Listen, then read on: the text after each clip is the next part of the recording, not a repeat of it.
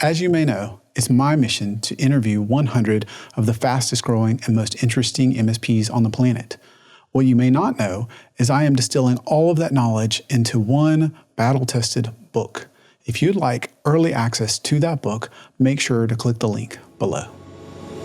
A quarter are losing money, half are kind of just break even, very low single-digit profits, sometimes running slight losses and vacillating around that, and only like a quarter of the market is really making healthy earnings margins. So when you just look at the market as your sample on what pricing should be okay for you, it's a very misleading notion because the vast majority of MSPs are undercharging.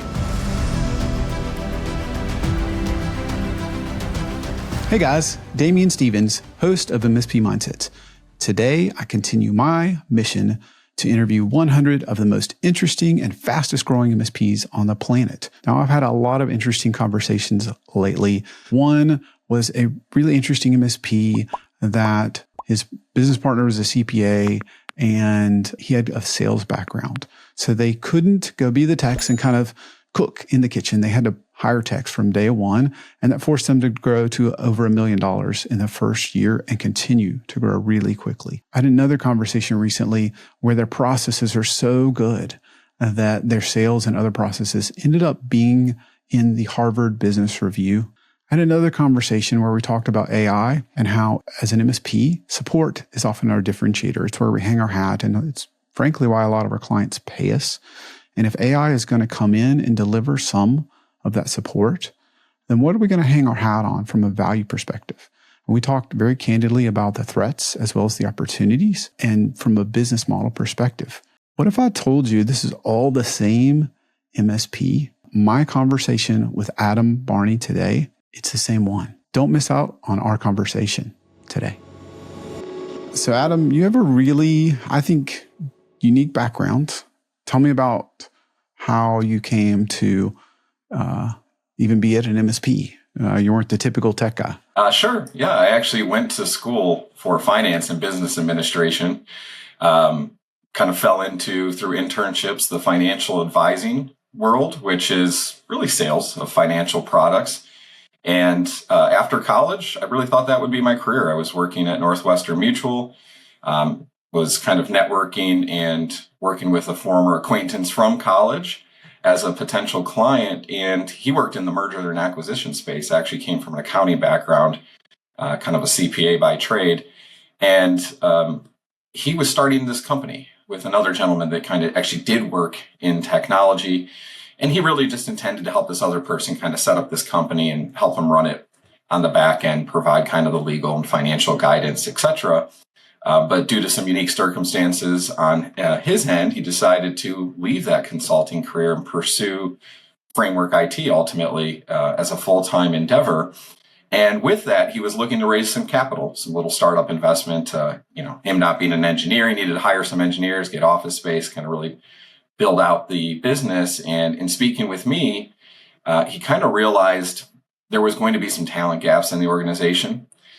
He was close to taking some money from some of the partners at the M&A firm he worked at. And while they're brilliant people and they provide excellent guidance, he realized they aren't going to fill any talent gaps in the organization. They're not going to come work here. They're not going to provide any kind of skills, et cetera, that we're lacking.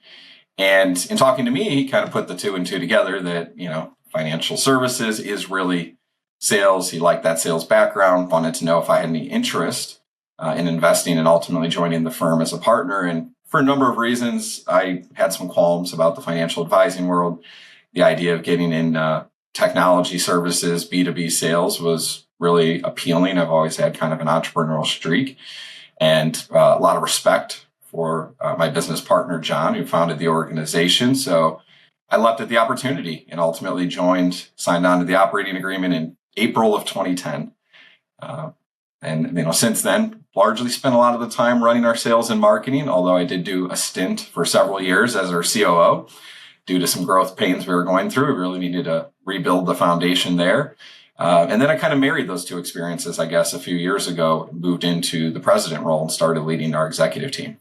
What's your take on doing the reverse, right? Starting as sales and CPA kind of backgrounds. Yeah, I think from what I can tell, 90% of our peers come from a tech background. They were usually an engineer at another MSP or consulting firm, or maybe in-house, started working with some folks on the side, quite often friends, family, etc. And then they reach a point, right, where they realize, hey, I could do this on my own. I could go my own way and do things the way I want to do. And they start out, and there is some luxury to that route in that you can go do the work yourself, right? I think it makes it a little less risky and capital intense, maybe to start that way, because you don't have to go hire a bunch of engineers. You can do the work yourself. Now, on the other hand, in our situation, because my partner, John, again, CPA background, he couldn't fix things himself, right? And neither could I. I wouldn't say I'm the most tech savvy individual, in my background or historically growing up. I've certainly learned a lot being in the business, but certainly not the person you'd want trying to fix a server issue or a firewall either. And so it really put us in a position where we had to scale pretty rapidly to get to a point where we could sustainably afford the engineers to do the work. And so I think it created a sense of urgency. I think it forced us to kind of build a machine instead of just kind of using muscle and feel and kind of doing all the work ourselves. So in a way, I think it accelerated our growth. I think it forced us to kind of build more processes and systems earlier than maybe some other MSPs would have. I think it also put us in a position where we really had to kind of like master the sales and marketing, because, we had to hire engineers really early, or probably earlier than most MSPs start hiring non-owner tech support staff. And that kind of created a burn rate, right? Where the little bit of capital we'd raised, and, this isn't a SaaS startup, right? We didn't raise $20 million from angel investors. We raised, something like tens of thousands or $100,000. And I worked for free in the beginning and, things like that. We really bootstrapped it and didn't have kind of a long runway. So, in a way it was beneficial, because it forced us to focus on building a business instead of kind of doing all the work, etc. So I think it kind of created a higher barrier, maybe in the beginning, a little bit different kind of challenge that had to be overcome kind of quickly or we'd go extinct. But long-term, I think it was very beneficial, because, we didn't get stuck in the weeds of doing the tech work. We could focus on actually building the business, on building a sales and marketing engine, on, managing the company's finances and things that a lot of the times I think the tech-led businesses, they don't get to that till much later, right? They usually can scale the organization to several million, 5 to 10 million in revenue, still kind of being that all-star sitting at the center of the organization, still involved in the service delivery, still heavily involved in managing the clients directly, not just the relationship, but even kind of being that highest point of escalation. And they have to start getting through those scaling challenges much, much later. So I think it's just kind of a trade-off of when the hard part is. For us, it was right at the beginning. For other folks, I think they have to really focus on the business side of things and grow some skills and experience there kind of much later in their growth. So in a lot of ways, when we look back, we're kind of thankful, actually, that we didn't have the tech background, couldn't do the work ourselves, and instead had to focus on really building kind of a sustainable engine. Yeah, I think I'm a big believer in a forcing function. It forces you to get there, that burn rate that we couldn't be the engineers in the interim. Do you recall what that was early on? Like, what was the near-term goal? Because I know when you have a finite amount of cash and a burn rate, there's usually some okay, we're ramen profitable, or yeah. Yeah, I think our initial kind of thoughts or estimates, right, were that we probably needed to get to about 80 to 100,000 in revenue ASAP to be able to pay ourselves a basic living wage, afford the office, insurance, the tech staff, the kind of ongoing expenses. And obviously it's a bit of a moving target, because once you're out there and you start doing the work and you start growing and making other investments or taking on clients you didn't necessarily anticipate that require kind of additional staffing, that figure can kind of move on you. But I would say it was, we kind of had to get to over $1 million in revenue to reach a point where we could kind of afford the basics that we really needed to run a business and afford to pay ourselves, again, even just kind of a minimal living salary. I think there's a lot of people that need to hear that, because when I started a business, I thought $1 million, like as an individual, when I hadn't run my first business, $1 million seems like just this crazy amount of money, because if it was sitting there liquid that I could spend, like, that sounds great. Right. But $1 million in revenue is really just getting going. If you've hired engineers, how many did you start with? Was it more than one? It was 2 initially. Okay. And I should explain, we always have kind of done managed services and been in the telephony space. So one of the engineers came from more of a telephony background. The other very much came from an IT background. And on top of that, we couldn't just hire like a entry level 1 engineer, right? That wouldn't meet all of our clients' needs. So to add to the challenge we kind of had to start with the level 3, the senior engineer, the very expensive, very experienced person who could kind of do it all. Because that was the only way to be able to meet all of the client's needs. And then we pretty quickly had to hire, a third and a 4th as well. I know mostly when I was early on, I tended to wait too long to hire. So I'm curious, you guys were pretty early on, making a pretty high number of hires. What gave you the vision or the confidence, or I guess what was driving that? Some of it was just necessity. We were kind of fortunate to, I mentioned we did telephony as well. And, we were really kind of lucky in that we stumbled upon a big contract to maintain a phone system for the largest hospital, I think, in Northern Illinois. I'm pretty sure it's the largest hospital group. And it was a very significant contract for us, at least at the time. I believe it was over $10,000 a month. But the type of phone system they had is, it was a higher end enterprise phone system, and it really required a pretty, high end engineer to properly support it. So that triggered one of the hires. We had to hire arguably one of the best telephony techs in Northern Illinois, I would say maybe even the Midwest. And so that forced our hand on one of the hires. And then the other was, we didn't have tons of clients early on, but we had 10 to 20 clients, and just kind of keeping up with the help desk, service desk aspect as well. That initial tier 3 IT engineer we'd hired,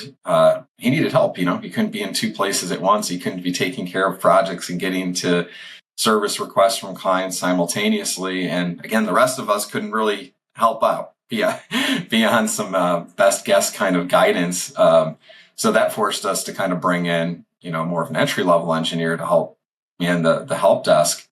And then we also, I didn't mention this, but, we also kind of made pretty early investments in sales. We had some, attempted at least to kind of get some sales development representatives in the office, helping generate business early on. And I think that stemmed from, again, that urgency that we felt like we needed to scale to a certain amount of revenue rather quickly, or we were simply just going to run out of money or kind of hit a stalemate where we couldn't really invest in growth, couldn't afford the engineers, could barely afford to pay ourselves. So yeah, we made a pretty heavy investments, early on, both in kind of service delivery and I guess in kind of the sales and marketing as well. Well, about what headcount were you? SDR is usually something much later. Yeah. We were, let's see, at the time we were 3 partners, a couple engineers. I mean, we were at 10 people pretty early on in the organization. I would say by 2011, we probably had 10 people in the organization, in the office daily. And is that about a year in? Is that what you're saying? About a year in. Yeah. I think after I joined the organization, it was probably within the year. And that's why I mentioned, kind of our original estimate too, of how much revenue we need to get to be really sustainable, kind of shifted as we got in the business, started adding clients, understanding what we were going to need in staff to support client service delivery, while also to support continued growth. So we were really in bootstrap mode for a few years. I would say, easily till even 2014, running, very kind of thin on cash flow, managing month to month. Sometimes it's shocking that we never, had to pay a vendor really late or anything like that. But we were able to thread the needle. I think maybe the accounting and finance backgrounds helped a bit there as well. Yeah. Yeah. Well, tell me about the challenges of you're forced to sell. Well, I understand that. Got to make payroll, got to make revenue. But tell me about the lessons learned in selling to just anyone. Yeah, I think because we had this short bridge, right, of needing to sell, because myself and John, my partner, right, weren't really even paying ourselves in the very beginning. There was so much urgency to go out and get revenue to afford these engineers we had to have, right? And I think that created a scarcity mindset, unfortunately. And that scarcity mindset led us to kind of pursue all revenue, all growth at all costs, so to speak. We just didn't, have a ton of experience in this industry. We didn't, I think, fully understand the cost to deliver all of the services we were providing, or we didn't understand maybe the service gross profit margins you really needed to have a very sustainable, long-term profitable business and to be able to provide a high quality of service to clients. And so, like many MSPs early on, we kind of worked with everyone that was, had money and needed something we did. We would do one-time projects. We would do hourly work for folks. Of course, we knew we wanted the managed services contracts and other monthly recurring contracts on the telephony side as well, but we would take everything else. No job was kind of too small. And, in hindsight, it took us a long time, I think, to kind of totally phase out of that. We're fully phased out of that kind of mindset at this point. We're hyper-focused on the ongoing contractual relationships. We won't do projects for clients that aren't a managed services client or have like our cloud-based phone system, et cetera. But that took us a long time to get comfortable with that and to really narrow our focus. So early on, kind of working with everybody, I look back and I wonder, was it necessary because we needed that revenue and we had a short bridge, or had we been more disciplined, might it actually have been better off? Might we still have made it through that period, but then have built a better foundation moving forward that kind of accelerated getting to where we ultimately are today? And so I think that was one of the biggest lessons I've learned is, not all revenue is good revenue. We've heard that so many times, but so many of us, I think, still make the mistake coming from that scarcity mindset that I have to take this, I have to do it. But what ends up happening is it distracts you from going out and getting or serving your A and your B clients. And those are usually the ones that provide 80% of the profit, right? And maybe are only 20% of the work. And when you take on these kind of D clients, C clients, et cetera, that really aren't an ideal fit for you, they can take 80% of your time, your energy, and your focus, and they may only be contributing 20% ultimately to kind of the bottom line, so to speak. And so it can be very detrimental, but it's a scary thing to walk away from. It's kind of one of those letting go of the vine moments, or taking a leap of faith and stepping off the cliff and, hoping you're going to land okay. And so it's tough, and I see a lot of, peers that are going through that. And I really empathize with that because I know it's scary to walk away from some of that business and to wonder, is this going to possibly tank the business? From my experience and from a lot of the peers I've spoken with, it's one of those things where we all look back and wish we would have done it sooner. It seems to work out for the best for all of us who have gone down that path. But that doesn't change the fact that it's really scary, in the beginning to do that and start passing up on those things, to start really focusing on your ideal client profile and ignoring everything else. But once you find that discipline, the business is so much better. Life feels so much better. You're less stressed. You're less pulled in a million different directions. You can feel better about the service and value you provide. So overall, I'm a big advocate that it's the right move, that focus and discipline to walk away from everything that doesn't fit within your focus. But again, I understand, just how challenging emotionally it can be to decide to do that, and how fraught with fear, etc. It can be. But ultimately, it's one of those things in life where I think, the fear itself is what's holding you back. It's you got to be able to kind of push past that fear and push through it, do the thing you ultimately probably know is the right thing to do anyway. Well said. Was there a moment in time that helped you understand this is when I've got to do this? I can't let fear hold me back. I think there was not just one kind of crystallizing moment. I think it was a phased evolution. We were still fairly open to taking a lot of different business and didn't have a focused target market all the way up until 2019, actually, I would say. In 2019, we started asking ourselves some tougher questions, I think, about kind of who are we and what makes us different. And honestly, what it stemmed from was we had some sales development reps, and they're calling into businesses. And one of the things they're hearing is, you're the third IT company that's called me this week. Mm-hmm. Why are you different?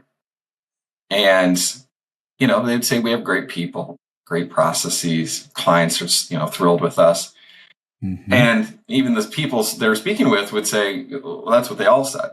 Mm-hmm. Yeah. And we were like, they're right. A lot of us in this industry do have good people, do provide good service. And whether that's true or not, so many customer services businesses make claims like that. So it's not much of a differentiator. It's a very soft and fuzzy one. And clients recognize that, and they don't see that as very compelling as a result, right? And so we started having conversations around this of, well, how can we be unique? How can we stand out? There's tens of thousands of IT services companies in the country. We're in the Chicagoland area. It's a big competitive market. We have, I don't even know how many competitors just in our backyard. We need something that really stands out. And so I wish I could take credit for this. I can't. But two people on our executive leadership team kind of just came up with this fuzzy concept of, what if we kind of have these best practices, and if clients align to them, we give them better pricing. And we're like, well, can we even do that? Is that even supported by any facts or data? I mean, empirically, our gut instinct and our engineers' gut instinct says, hey, if we build their tech a certain way, it's more streamlined, it's easier to service, they have less problems, we can fix their problems faster, they're more secure, they're more scalable. So we believe these things, but we didn't know if the data supported it. So one of those individuals that was involved in kind of birthing this concept was actually our CFO. At the time, I think he was our COO, but he's our CFO now, and he's fantastic with data. So he pulled a bunch of data out of our PSA, looking at like the last 10 years of service metrics, and then looked at the client environment for each of our current clients and kind of scored them according to what their tech looked like in different areas. And this went, back and forth with our engineers of what areas should we even look at? What do you guys think matters most, et cetera? And so kind of came up with a model to look at about 8 areas of their technology. We asked the engineers kind of what's the preferred ideal state? What would be best for them and best for us? So this is, again, just going off their raw gut instinct, came up with this model and then compared it to all of that service data and looked at KPIs like hours per endpoint and how much time on average we put into resolving their issues, et cetera. And what this data analysis kind of showed was that the engineers' gut instincts were right, that the data actually did support that if the client's tech was aligned to what they felt was best, we saw improvement in metrics. People were reporting less issues to us, and we were fixing their issues faster, actually. So it validated what we all suspected with the actual data. And then we kind of cemented on this idea of, okay, since it's supported by data, we can now say, hey, we have these high-level best practices. This is not nitty-gritty stuff down to the settings on a firewall. Those best practices are very important, right? But too complicated to kind of get involved into a pricing model for these services. So, we started, conceptualizing this idea of, okay, real high level, we're going to look for a certain type of kind of architecture or design to their technology in these 8 to 10 major areas. And the clients that we're reading that are highly aligned already to our ideal state, we're going to offer them better pricing up front because we actually know it costs us less to service them. That kind of led to the epiphany of, well, why don't we also just make it our process, our model to guide all clients towards alignment to these best practices, and offer reduced pricing as an incentive or a reward, and creating kind of this mutually beneficial shared incentive relationship. And that if they do these things, it's good for their business anyway, right? They'll have improved productivity, they have less business interruption, etc.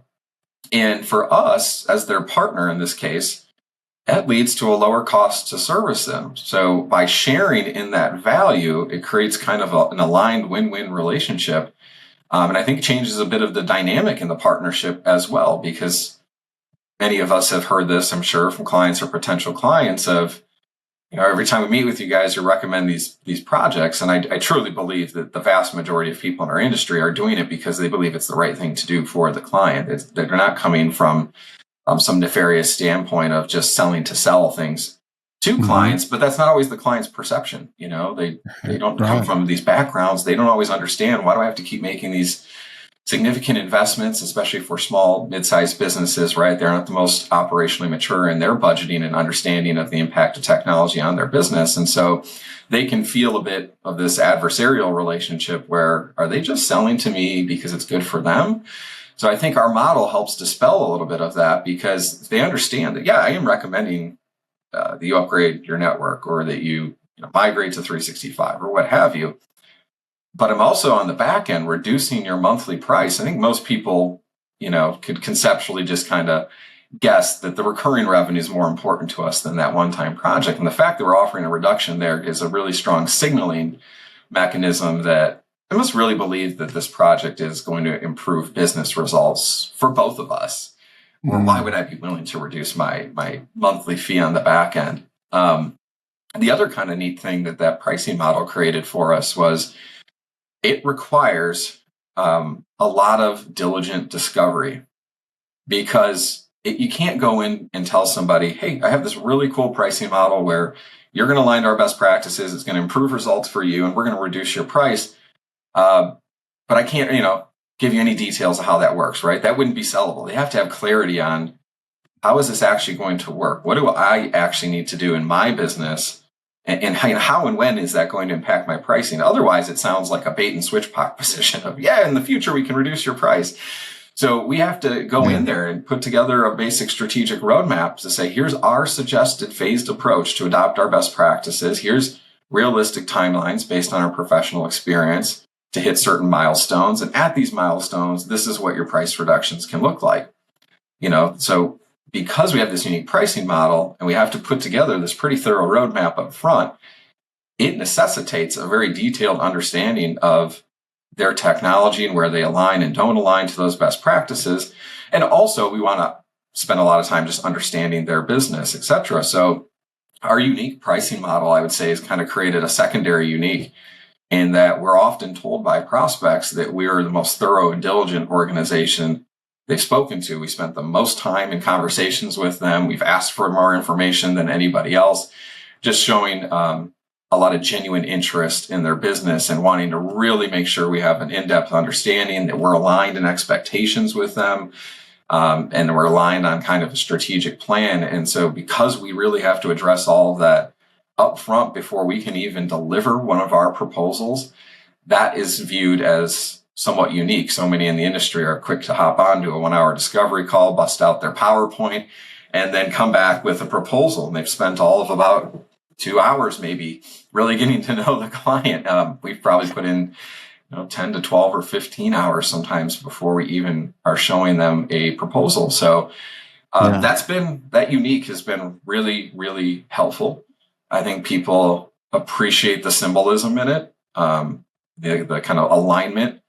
And I think it also has created another benefit as well, in that it forces us to really evaluate and have kind of a litmus test around the client's, I'll call it psychological or psychographic alignment.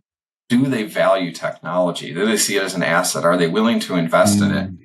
Our process and showing them up front, very transparently, these things they're going to need to do to align to our best practices, really tests that, I think, because, we may be recommending significant projects and having to have these discussions in that sales process, whereas a lot of competitors, again, are just quick to kind of put out the proposal for their monthly services, hopefully win the client, onboard the client, and then they start looking at what does that roadmap need to look like? And here's all these projects you need to do. And I think there's more discussion around how to automate the ability to deliver a proposal than there is actually asking better questions.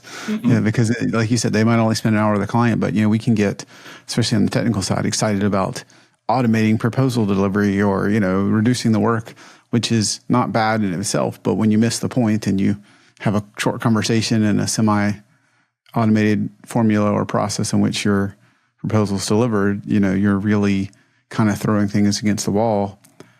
How does that impact your sales organization? Because a lot of times sales, I just want to move quickly. I want to know, there are companies that's this size and can, pay this much, and I want to close the deal. Right. So we got to ask way more questions. I got to bring in sales engineering for longer, right? That if I was a quota carrying rep, I would say, that sounds like an extended sales cycle. Yeah. So, for a lot of the organization's trajectory, like many MSPs, it was owner-led sales. I had some SDRs, et cetera, but I was pretty much involved in the closing, or was entirely kind of closing all of the business. So I mentioned that the unique pricing model kind of, came to be in 2019. It was, I think, the second half of 2019 was when we really started fleshing it out. In tandem with that, we really started focusing and narrowing a target market more than we ever had. Started getting, again, more disciplined about, the types of, the way we would engage in client relationships. And it was in 2020, it was the first time we really kind of brought on, I would say, some more seasoned sales reps. They did start in more of an SDR role, but that's just because there's so much to learn to go out and fully sell in this business. So brought in two individuals that had more of a sales background, not in technology sales specifically. And at that time, I actually engaged an outside sales consulting organization. And the reason for that is we started realizing, one of our challenges to keep scaling past where we're at today is this owner-led sales. And Adam has so much up here, but this is not, there's no sales playbook that's kind of vetted. About what size were you guys when you realized this? I'm sorry, what was the question? About what size were you when you realized this? We were probably in the 6 to 7 million in revenue range around that time. And it's pretty sizable to still be owner-led. Yeah. Sales. Yeah.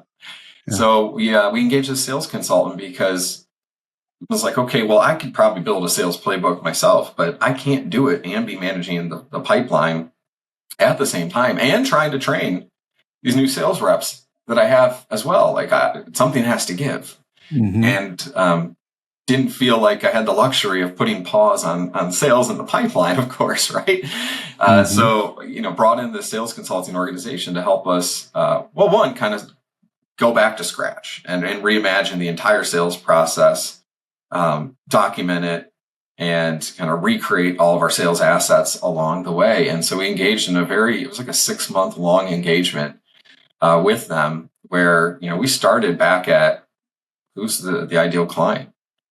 Who are the stakeholders we sell to? What do those people look like? What are their desired gains? What are their pain points? What are their fears and hopes and things like that? And then, worked our way through what's our discovery process look like? What's the proposal process look like? Even all the way down to how do we hand this off to service delivery? And so we ended up building a large sales playbook. But I bring that up because we engaged these sales consultants right around the time that I brought in to kind of more professional sales reps with the intent to grow them into true outside sales, hunters and closers.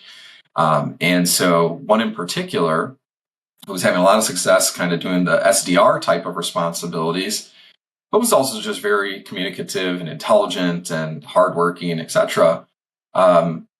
really benefited from going along this process with these sales consultants where we reimagined and rebuilt and documented the entire sales process. It was, in a way, a fantastic training experience for these individuals to be a part of that, because they heard kind of the discussions and the thought processes, and they got to see behind the curtain and actively participating in building this and contributing to it. I think also creates more buy-in, because you're kind of invested in it. This is your baby too, so to speak. But it ended up being just wonderful training. And so, as they were setting meetings, et cetera, I would bring them to the meetings, right? They would kind of be meeting support, but learning from me managing those meetings. And then over time, what I did was just shifted more and more of the sales process in phases to them, have them take over maybe the part of a pre-qualification meeting or a discovery meeting where we're just talking about us. That part's more easily scripted and follows a pretty standard outline, for example, as opposed to, the part where you're uncovering things about the client. There's more you need to know there about the business, about the tech, et cetera, to really do that successfully. So I just kind of kept handing off more and more of the sales process in chunks and flipping it to where I was more of kind of meeting support, there to jump in and help with kind of really hairy or difficult questions or things that were maybe outside of their understanding from a technical standpoint. And then it just kind of kept going that way and faded more and more to where I didn't really need to participate so much. I could become a fly on the wall and largely there just to provide feedback and coaching to the rep, not because they actually needed me there to help kind of progress the sale. So, that whole circumstance of going through with that revamp with the sales consultants in conjunction with starting those new sales reps, I think was very fortuitous, because one of my sales reps I hired at that point is now my director of sales, is extremely autonomous at selling managed services. Needs very little support from me. And when she does, it's largely because of, tech complexity, et cetera. I still do like to go to meetings, especially late in the sales process. But that's just more to, build a relationship with the client. In my role as president, I think that offers some comfort and assurance and et cetera to a potential client who's often a business leader and often an owner themselves, to see that level of investment, right? That the leader of the organization's joining for the proposal meeting or for a Q&A call afterwards and is helping discuss some of their maybe challenges or concerns about moving forward. Yeah.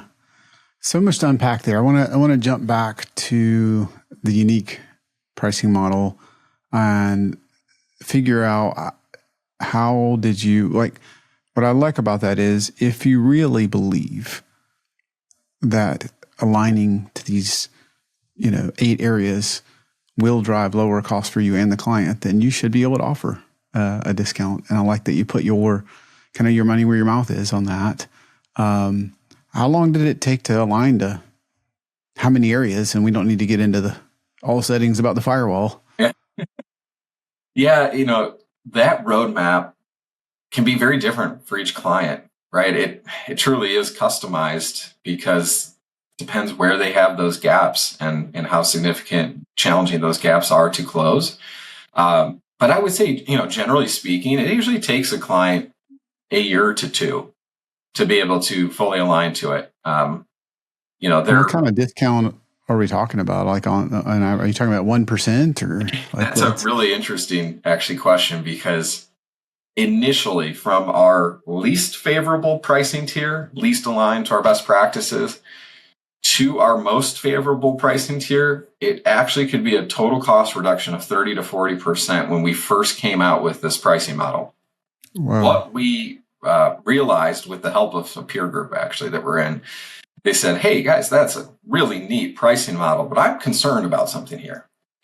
I think you might inadvertently be attracting, I know you're not intending to do this, but you may be inadvertently attracting price sensitive buyers, because if maybe they're buying in to the price they can get to at your lowest pricing tier once they've aligned.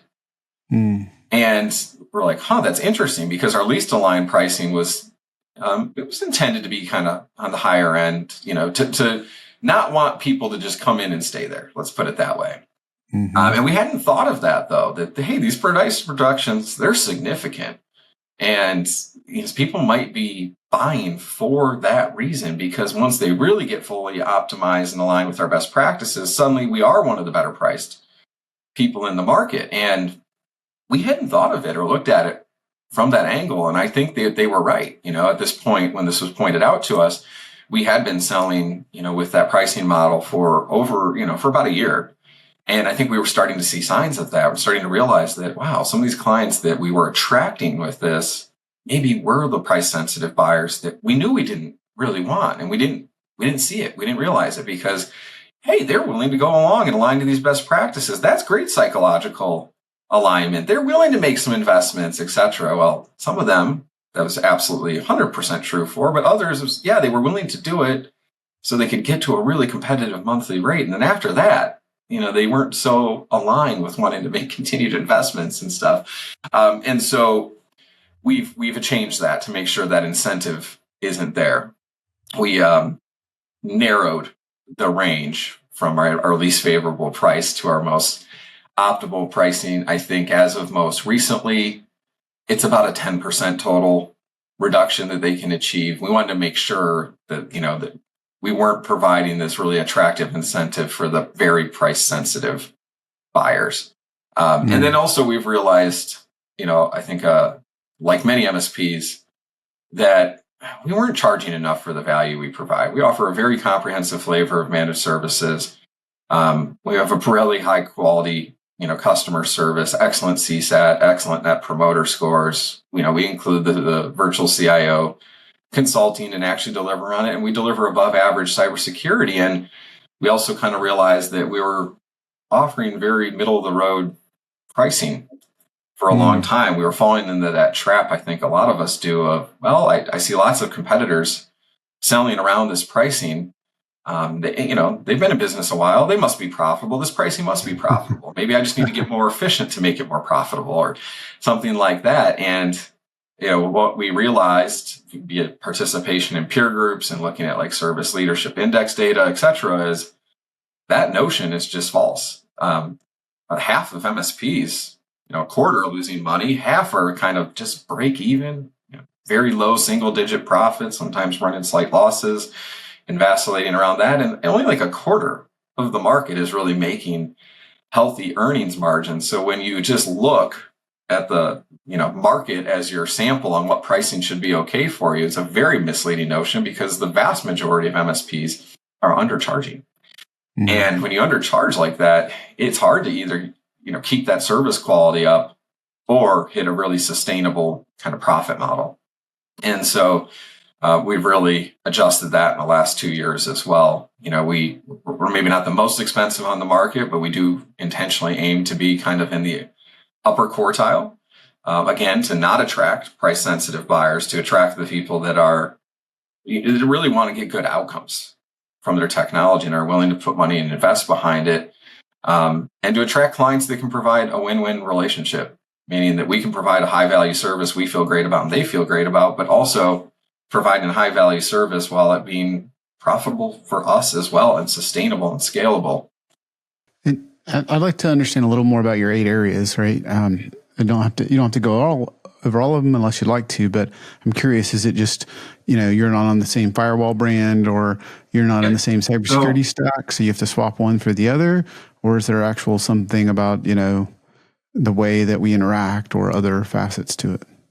For the technology alignment, it is just focused pretty high level on technology architecture. So, and there's no secret sauce to this. I think a lot of other MSPs would even largely agree with many of these best practices. So, in terms of like their collaboration suite, we want to see them in Microsoft 365 or Google, at least as a second choice, but not some obscure kind of third-party provider. When it comes to their network, we're looking for kind of our preferred network stack there, which is Meraki or Ubiquiti Cloud Manageable Networking. And as an aside on that, it doesn't mean that lots of other networking equipment isn't great, or that we don't have experience with other networking equipment. We do, but one of the things that you kind of need to do as an MSP if you want to really scale profitability is narrow your technology stack that you support for clients so that you can be very specialized and streamlined in it, so that you can train down to lower level of engineers to handle issues on that. If you're trying to support 10 different brands of networking, it's harder to develop that specialization and to proliferate that knowledge throughout the organization, especially when you're 10, 20, 30, 40 staff. If you have hundreds of engineers, sure, I guess you can have expertise and enough breadth in any given area. So that's on the networking side. From an internet connectivity side, we want to see a dedicated fiber primary internet in any major office, which I won't get into how we define that, but in any major office, dedicated fiber primary, a backup internet, and ideally SD-WAN and failover in place as well, or at minimum, I should say failover. Then from the compute standpoint, we have minimum specifications. Those change about every year or two. We increase the standard there, right, in alignment with evolving technology needs. And of course, no end-of-life operating systems are part of that as well. And then from a cybersecurity standpoint, we have a foundational level of cybersecurity, essentially, that we're looking for. And that has grown as well. Initially, it was, next generation antivirus, anti-malware, email security, cybersecurity awareness training, and multi-factor authentication. But over time, right, we started bringing in endpoint detection and response. And then even more recently, we kind of drastically increased our standard cybersecurity package to include managed detection response, vulnerability management, and a few other things as well.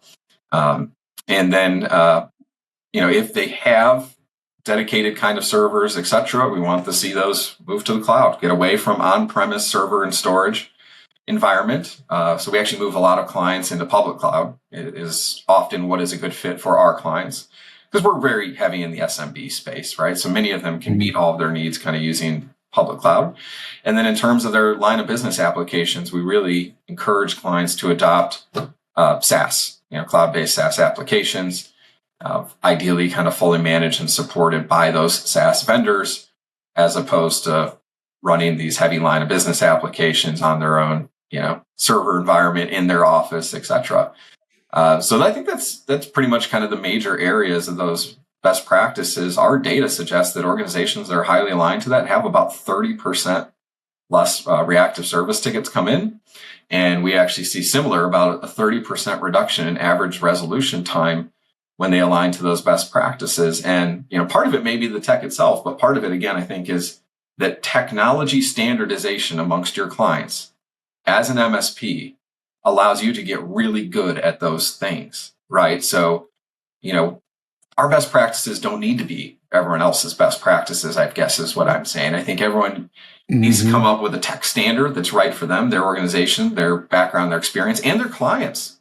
Those best practices I just highlighted, they don't work for every type of business. Some businesses, they have to have on-premise applications because the only viable solutions that really meet their need in their industry are still prem-based, right? So it's not right for everyone. It doesn't mean my model, right, is the model everyone should adopt, but what every MSP, I think, should adopt, and is something I've really learned or really cemented in the last few years, is a tech standard for their clients. And they need to move all clients toward that standard as much as possible, and need to be really willing to also even maybe walk away from clients that will not align to that standard. Because again, when you're trying to support every technology under the sun, the jack of all trades, the master of none, you will not be as efficient. You will not deliver as high quality of service outcomes for your clients, and you will not be as profitable. And that's just not just my opinion.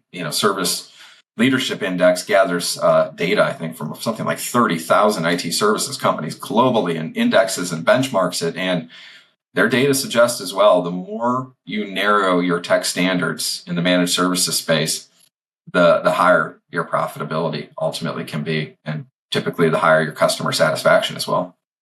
I love the not only profitability but the CSAT tie, because ultimately that's what people want. Meaning not only us but the client. What about?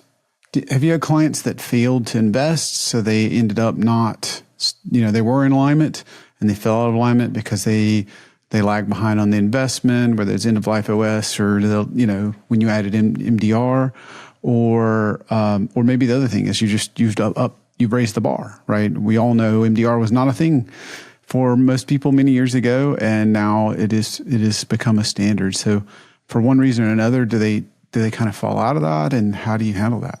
For the most part, no. They usually don't fall out of it. And we're pretty meticulous about doing strategic business reviews and things like that. So they should be planning ahead with us, right? And be budgeting, forecasting that, hey, quarter of your computers are going to go end of life next year, or their specifications really aren't going to be adequate anymore. So for the most part, no. I would say that there are some clients, and they're usually probably not the best clients, right? That do slightly fall behind because of their own budget constraints, etc. And we try to be, once we're in that client relationship, a little bit understanding, but not abandon our pricing model either. Meaning, we may give them some leniency and say, "Hey, look, you technically are supposed to actually go down a pricing level and up in price if you don't address this by X date.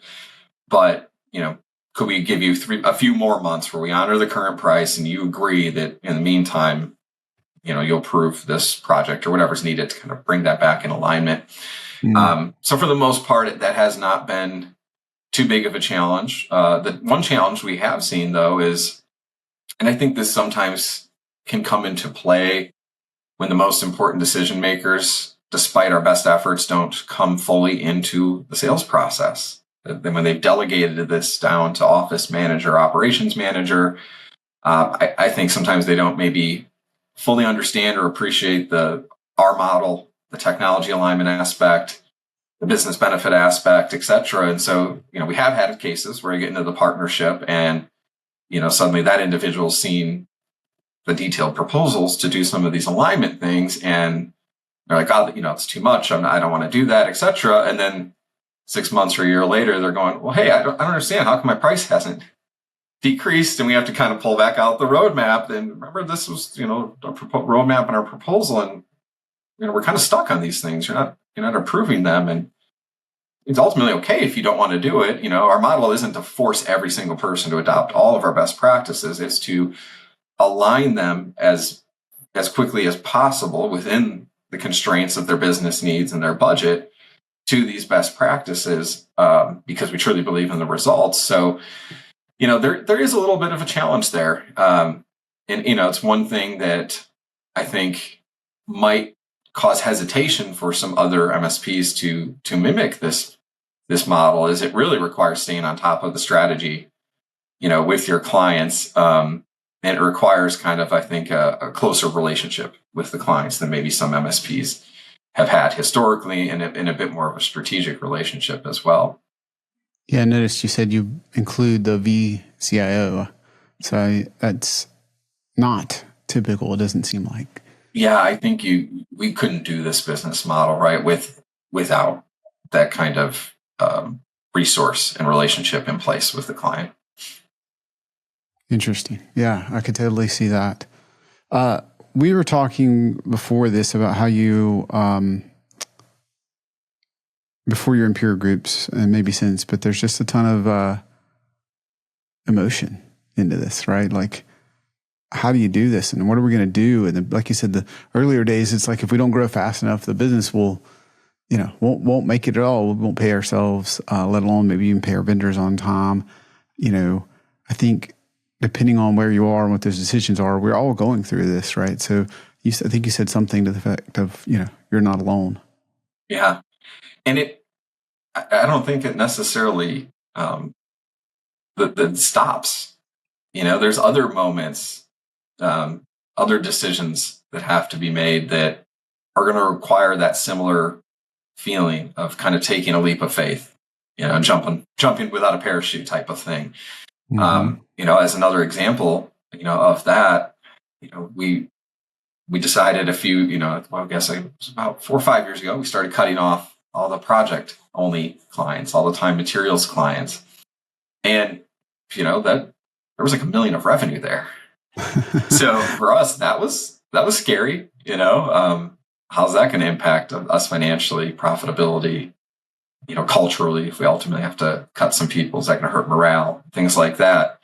So that was Yeah. another, one of those leap of faith moments. You're hearing from those that have walked the path before you that it's the right move, that it worked out well for them, that it works out well for almost everyone that does it. But there's still that fear of, what if I'm the corner case? What if this doesn't work out really well for me? Really committing to your target client profile. There might be someone that's outside of it that's a big deal. Of course, you're still tempted to take it, right?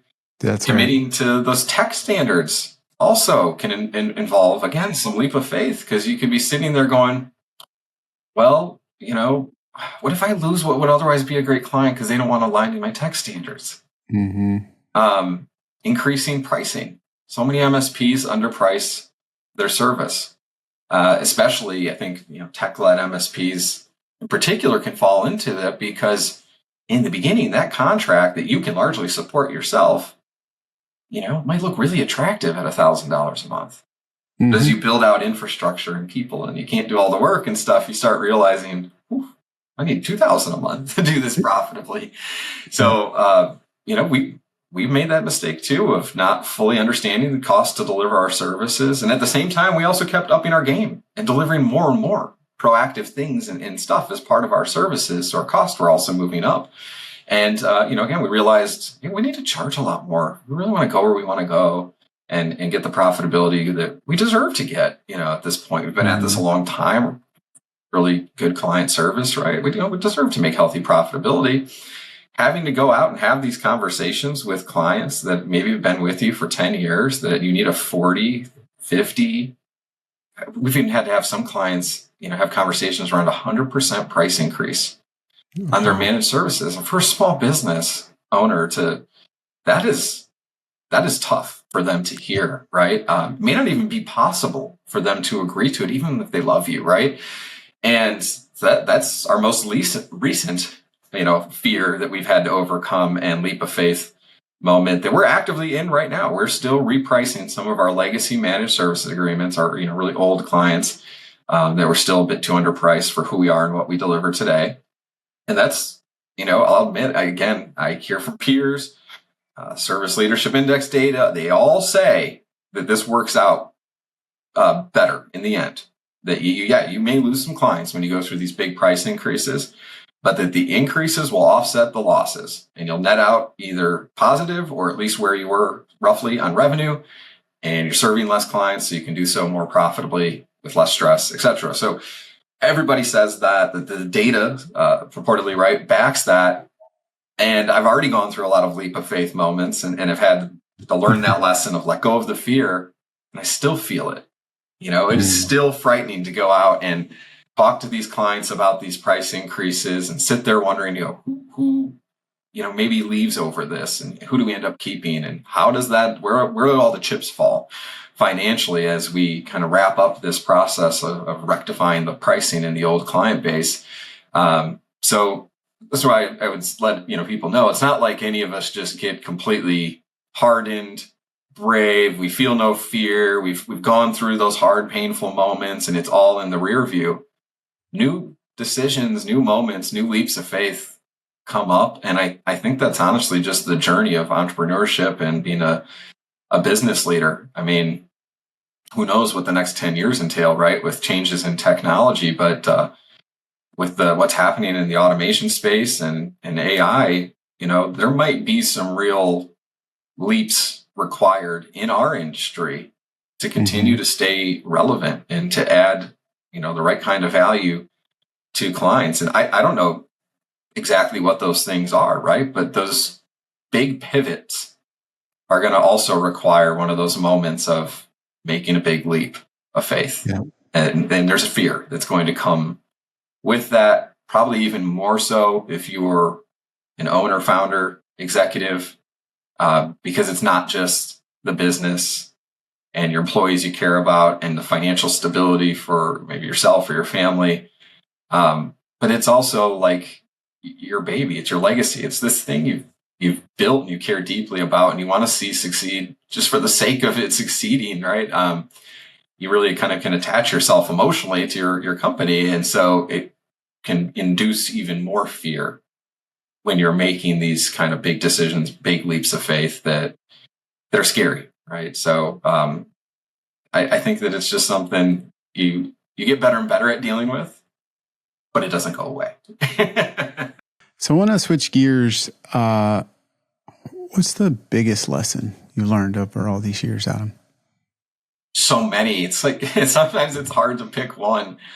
I think I might have to say two, right? Because I think I've touched on these, but they're just so important. I think one lesson, and this one's very specific, I would say, to managed services providers. Not that it doesn't apply to other businesses. I think a lot of businesses need to hear this, but I think it's one of the biggest shortcomings for many MSPs is need to charge more. I think so many small businesses think they cannot charge more. And most of us can charge more than we're charging. And we need to. And I think this relates to the second one that, I kind of touched on too, is don't let the fear stop you. Embrace it, accept it. You don't have to ignore it. You don't have to bury it, pretend it's not there.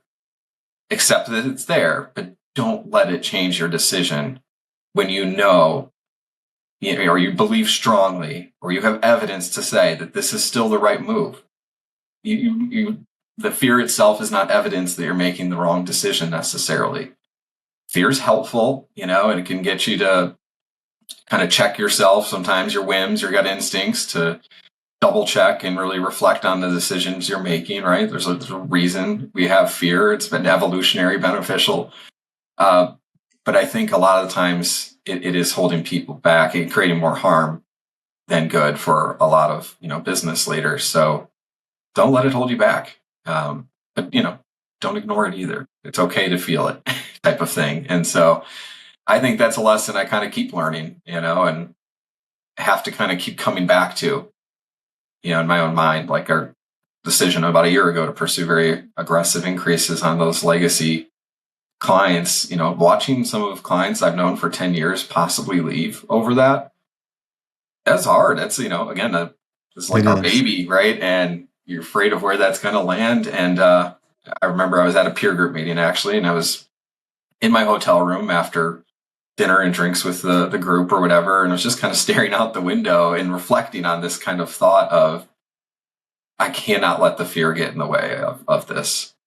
Everybody says this is the right thing to do. The data says this is the right thing to do. My leadership team's all on board with this. I'm probably the one holding this back actually the most. We might have done this sooner or more aggressively already if it weren't for my fear. Like, I need to get out of my own way and realize my full potential and the business's full potential. And right now, my fear is creating the roadblock, so to speak. And so I kind of just had to double down, in that moment and say, okay, I'm going to commit to doing this. And the fear didn't go away. The conviction that I needed to do it probably increased, but the fear was still there. And I just kind of had to say, that's okay. It's going to be a little uncertain or feel scary, but I know I need to do it, and we'll get to the other side. And it probably end up being less painful than all these worst case scenarios I imagined in my head anyway, right? Yeah. You still have to have courage because, like you said, it's a healthy emotion. You don't need to bury it, but that's what courage is. It's going forward even in the presence of fear, right? So you can still have some fear that my client for 10 years is going to hate me and all these sort of things that are very real. So that's something I need to do today. Fortune favors the bold, the brave, right? I think having a lot of success, in many areas of life often requires that you take some big risks. It doesn't mean you take risks willy-nilly, right? You have to manage your risk too, of course. But if you want to grow as an individual, as a company, etc., you're going to have to take some risk. It's just part of the game. Speaking of that, of all the time you've been in business, if there were one thing you could do over or differently, what would that be? I really wish we had joined peer groups many years sooner. I Mm. think, when we started this organization, when I came in and joined, I was, was it 22, something like that, 23. We were young, we were naive. I think we thought we were smarter than we were. And, we really Oh just, yeah. we didn't think we had all the answers, but I think we thought we could get all the answers ourselves. We'd figure it out. And, that was a lot of 2 steps forward, 2 steps back at times. Or 3 steps forward, 2 back, 3 forward, 4 back. It's just we did a lot of learning by taking some risk and trying, falling on our face, getting back up, pushing forward over and over and over again. And look, that's always kind of part of, I think, an entrepreneurial journey, right? But what I've realized now being in these peer groups is we don't have to reinvent the wheel. We're lucky in the IT services space in that our industry is so fragmented and there's so many of us that we rarely actually directly compete with each other. And so there's a lot of willingness and openness to help each other and to share information about your practices, what works for you, what doesn't work for you, even about financial details. Like, sharing this level of information with other people that do the same thing you do is almost unheard of, right? In a lot of industries. And it's very open and transparent and collaborative, I think, in our space. And so the peer groups was a very pivotal, joining those peer groups was a pivotal moment for us, and really diving into all the benchmarking data, understanding what the highest profitability, highest operational maturity MSPs were doing in different practices, and their kind of like policies and things like that. It was a game changer for us, because we realized instead of this constant iterative experimentation and falling on our face, we have the opportunity to copy what the successful have already done. There's no penalty for copying in this case. And let's stop trying to completely reinvent the wheel. I mean, yes, you want some unique things. For us, like that pricing model, you do need to be unique to stand out in a crowded, competitive space. But that doesn't mean you need to be unique and reinvent the wheel on every part of your processes and operations, et cetera. So much has already been proven. It's vetted. It's backed by data now. So you can kind of just go and benefit from that. And then I think the other part of it is, not only do we feel like we have a really clear roadmap to increase our maturity and increase our profitability as a firm as a result of these peer groups, but I think the other thing it also provides is like a support network, so to speak. The entrepreneurial journey can be lonely. I have a business partner, fortunately, that I have a really good, and I've always had a good relationship with, but a lot of MSP founders are one individual, all on their own. I can't imagine how lonely that journey is. If I already feel a little, at times, isolated and lonely, right? And not a lot of people in general can relate to what business owners go through in terms of kind of the ups and downs and the fears and uncertainty and pressure that can be felt, et cetera. So being in these peer groups is really helpful because you're surrounded by people that are going through it, have gone through it. Almost all of us are all having the same challenges or have had in the past. And so you realize you're not alone. You're not unique. Your fear is normal. All of these things, right? You start to understand that we all feel this way. We're all vulnerable. We all struggled with these things, and you can lean on each other for that support. And of course, actually the guidance too, to work through those issues. So in hindsight, it's, for me, one of the things I think, if I could go back and do this all again, what would have changed the trajectory of the business most significantly that doesn't require some broad stroke of luck? And for me, honestly, now that I look back, if I would have joined these peer groups in 2012 or 2014, it pains me to say where our revenue could probably be today, what our profitability could be, the progress towards my personal wealth target, where that would be. You don't want to focus on it too much because it's not healthy. It doesn't really provide much constructive, but I think it really would have accelerated. I think we would be where we are today. We would have got there 3-4 years ago easily had we joined the peer groups, and not just joined, but embraced it. The things we're learning from it, right? It's not enough to just show up. You need to contribute. You need to absorb all that supporting material you're going to get access to in those groups. So I should have done that sooner. It's a relatively small investment, and the payoff has been massive already. That's wonderful advice. What's a myth about running an MSP that you'd like to dispel? That's a good one. I think a lot of people think that IT services are in such hot demand. It's probably pretty easy to have a profitable business providing managed services, and it's a recurring revenue model, even more easy to make money. I think potential clients think we run these very profitable businesses. I think most people that go out on this path and start an MSP think it's going to be very easy to be profitable. But the truth is, it's a pretty complicated business. Mm-hmm. This is not a single process. We build one widget, we ship one widget, we sell one widget kind of business per se. There's a lot of moving pieces. It is a customer service business as much or more than it's a technology business. So that comes with lots of complexity of managing people, clients, vendors, employees, etc. Then you add the complexity of technology itself and the complexity of all the systems and tech we need to kind of have built on the back end and to be working really harmoniously with each other on the back end. So there's just a lot of moving pieces in a managed services provider business. And there's a lot of competition, as we've talked about. It's a very crowded space. A lot of people are out saying they do the same things. There certainly is variance in ability to deliver on that, but a lot of people say they do the same things as well. And for those reasons, it can be a very profitable business, but it is not as easy as I think anyone thinks it is. It requires a lot of discipline. It requires a lot of operational maturity, which is not something you just flip a switch on. That has to be built piece by piece over time. You've got to really kind of get your target market and your pricing and all of those things right. So when you get it right, it can be a cash cow, a very attractive one. That's why private equity is not moving in the space. They've moved in and they're not leaving as far as I can tell.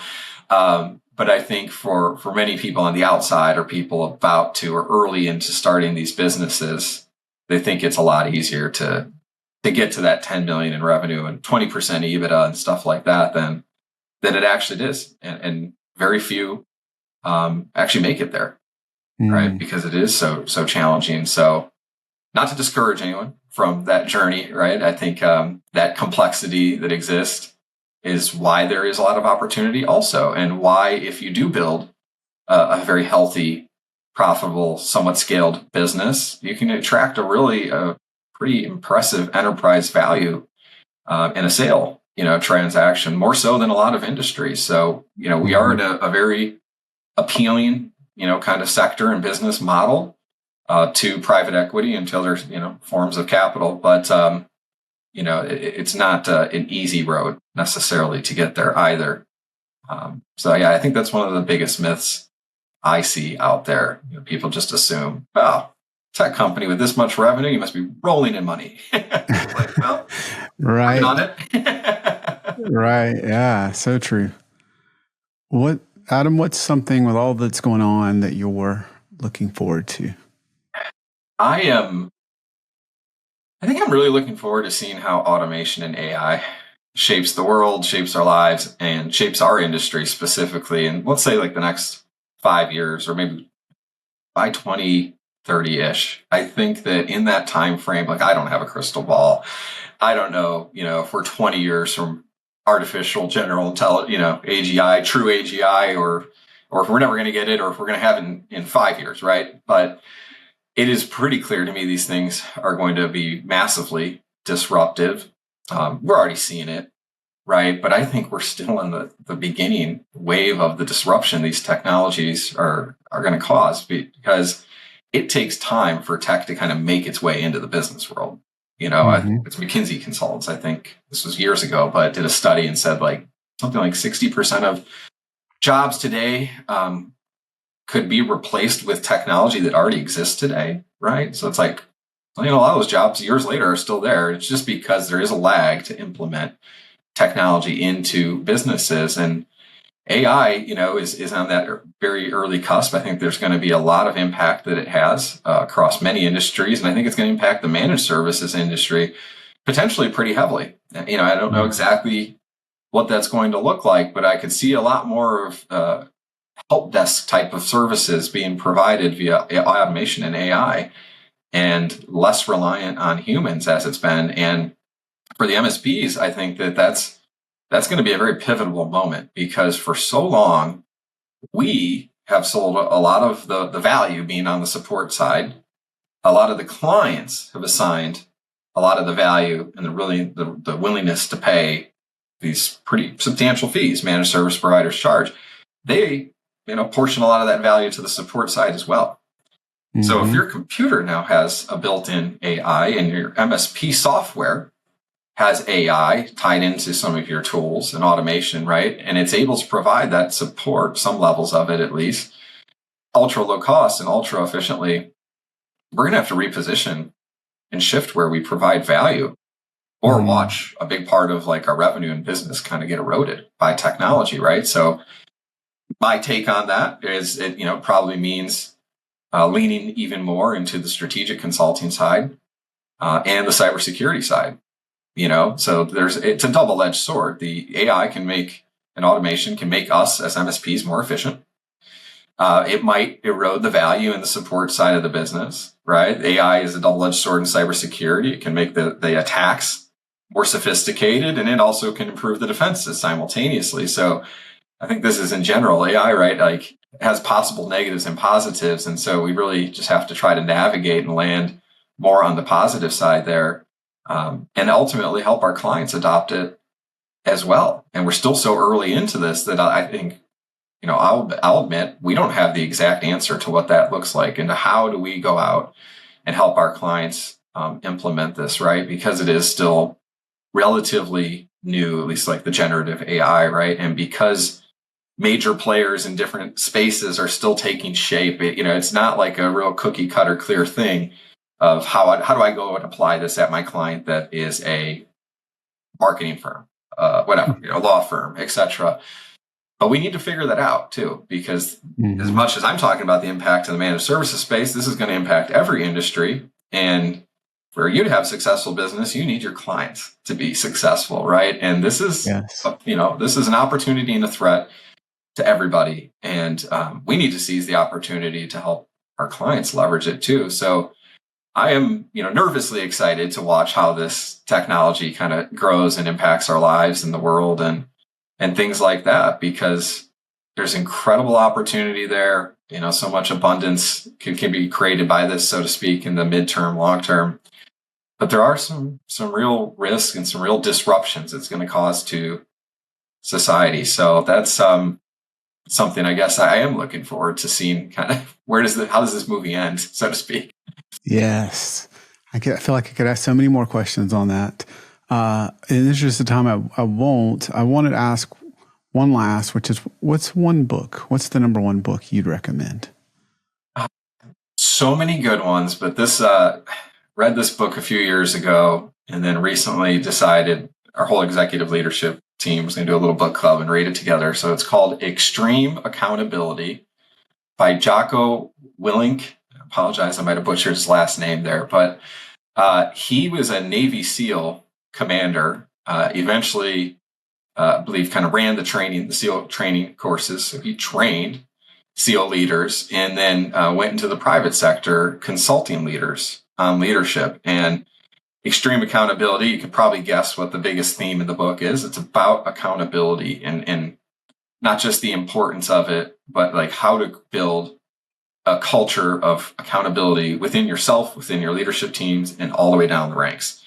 And I think what makes the book so unique is it's, interwoven with stories from the SEAL training, from actual campaigns, but then also with business cases, because they've been out consulting in leadership, etc. And the lessons that it imparts are pretty powerful. And I'm not going to claim to be the best student of it ever, that I've adopted everything right. You always try to take what you can from books, and then sometimes you have to come back to them later, and you're like, okay, I can do more here, or I could implement or adopt this now.